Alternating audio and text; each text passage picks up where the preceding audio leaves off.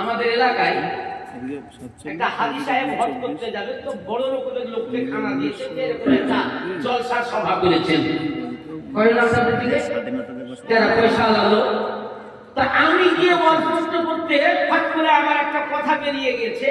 কি আর বলবো, হাজিদের কথা করতে চলে যাওয়ার আগে আমরা বলছে কি বেটাকে লুট করে জমি লিখে দিচ্ছে, বিটিটাকে জানতেই দিচ্ছে না। জানি না আল্লাহ হক তাদের কেমন কবুল করবে। আর ওই বাড়িতেই নাকি 6 দিন আগে এই ঘটনা ঘটেছে। ওই মসজিদের ইমাম আমাকে কানে কানে বলছে, বলবি সাহেব আপনি ওয়াজের মুখটা পাল্টে দেন, না হলে আপনার সাথে টাকাও দিবে না, কেটেও দিবে না। বিষয়টা বুঝেছেন? খুব দুঃখের কথা মুসলমানরা।